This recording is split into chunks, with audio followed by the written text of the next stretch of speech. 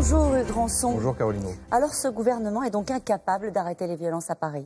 Écoutez, je crois que le sujet est bien plus grave que celui de faire des polémiques grave, politiciennes. C'est bien sûr très grave. Vous savez, Paris, moi j'y habite depuis toujours et comme tous les Parisiens en ce début de semaine, moi je suis mélangé par des sentiments de tristesse, mais aussi d'exaspération et de colère devant ces hordes de sauvages qui débarquent depuis 18 semaines. C'est bien le sujet, 18 semaines. Et qui empêchent les Parisiens, au fond, de vivre tranquillement le samedi. Alors, s'indigner, c'est bien, condamner, c'est bien, mais maintenant, je crois que les Parisiens ont envie que des actes nouveaux soient pris pour contenir ces violences.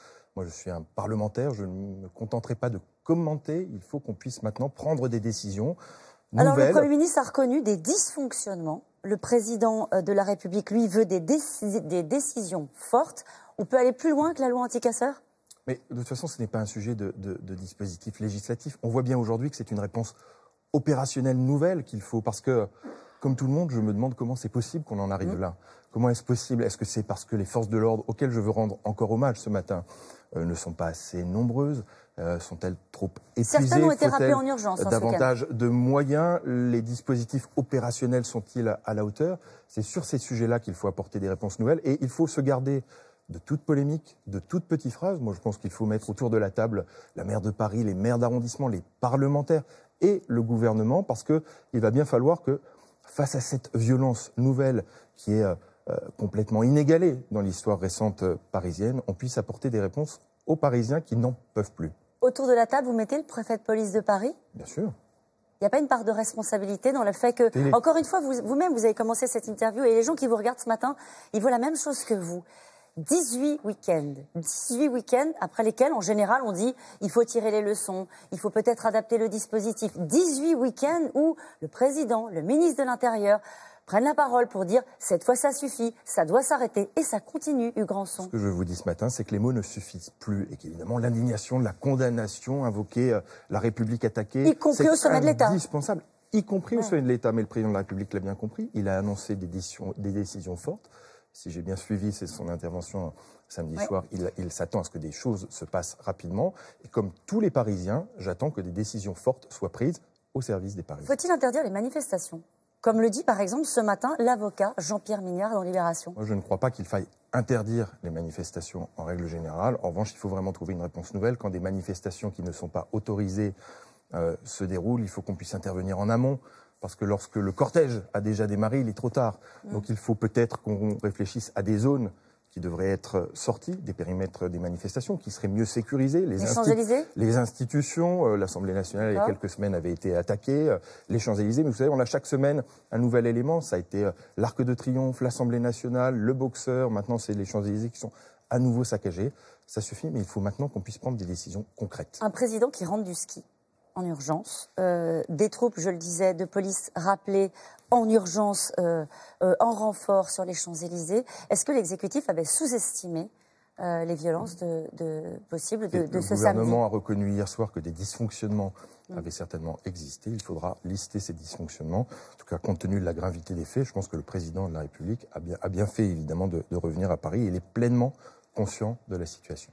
On parle désormais d'ultra jaunes. Ce sont les spécialistes des mouvements radicaux qui les nomment comme ça, c'est-à-dire des gilets jaunes radicalisés. Vous faites toujours la différence entre casseurs et gilets jaunes? Il y a de l'ultra-violence. L'ultra-violence, elle était déjà présente à l'occasion des manifestations contre la loi El Khomri il y a quelques années. Elle était présente au 1er mai. Elle est présente maintenant dans la manifestation des gilets jaunes. Peu importe, au fond, si ceux qui cassent portent un gilet jaune ou non, ce qui compte, c'est que les Parisiens puissent vivre tranquillement et que ces nihilistes qui pensent que rien ne se vaut et que rien n'importe, eh bien, puissent être mis de côté. Je crois qu'il est important, justement, qu'on prenne ces décisions. Hugues Rançon, vous êtes plutôt un modéré. Est-ce que vous pensez aujourd'hui que la réponse, c'est forcément, uniquement, et dans ce moment-là, en urgence, de la fermeté? Est-ce que c'est ça que les Parisiens, que les Français attendent? Il faut trouver le bon équilibre entre l'ordre, bien sûr, et la justice. Vous savez, on sort d'un grand débat. Le débat a pris fin vendredi. Il va falloir qu'on ait une réponse politique très forte, qu'on puisse prendre des décisions concrètes pour transformer le pays toujours davantage pour pouvoir, bien sûr, traiter la question de la sécurité publique et du maintien de l'ordre, mais pour réconcilier aussi dynamisme économique, justice sociale, transition écologique, en prenant des décisions très concrètes, parce que, évidemment, le maintien de l'ordre ne peut pas être la seule réponse à ce que la France traverse depuis plusieurs semaines. Vous en espérez quoi vraiment de la sortie du grand débat? Je pense que la France peut finalement sortir renforcée de cette séquence très compliquée, à la seule condition qu'on puisse prendre des décisions très fortes. Je crois qu'il sera important qu'on puisse donner un nouveau souffle au quinquennat avec ces décisions. Un grand projet social, vous avez dit. J'ai expliqué qu'à mes yeux, il était nécessaire de définir et de dessiner un nouveau grand projet social, qu'il faudra repenser la fiscalité dans ce pays, certainement réfléchir à un nouvel acte de décentralisation. Les chantiers sont devant nous, mais il faut travailler. Est-ce que vous êtes candidat pour l'investiture La République En Marche à Paris, Hugues Rançon? Ma position est constante sur le sujet. Vous savez, le temps n'est pas celui des municipales. On va rentrer, et on parle ce matin de sujets très graves, le temps politique, c'est la sortie du grand débat. Le temps politique, c'est la préparation des élections européennes. Pourtant, certains sont déjà entrés en campagne. Oui, mais vous savez, moi, je pense qu'il est déraisonnable de rentrer dans une pré-campagne à plus d'un an d'une élection municipale. Les sujets ne sont pas là aujourd'hui. Je me déterminerai sur cette élection au lendemain des élections européenne. Aujourd'hui, j'ai lancé une démarche exploratoire. Je rencontre évidemment beaucoup de responsables du tissu associatif, économique, du tissu local, parce qu'il y a un risque qui se dessine aujourd'hui à Paris. C'est qu'avec cet émiettement des candidatures et l'émergence de toutes ces ambitions, Paris soit au soir du deuxième tour dans un an en situation ingouvernable. Moi, je crois au rassemblement et je me déterminerai en vertu de la philosophie qui m'a toujours animé, celle de rassembler plutôt que d'essayer de se distinguer. Vous pensez vraiment que le match est ouvert quand dans la bataille, il y a Benjamin Griveaux, porte-parole du gouvernement, proche parmi les proches du président de la République?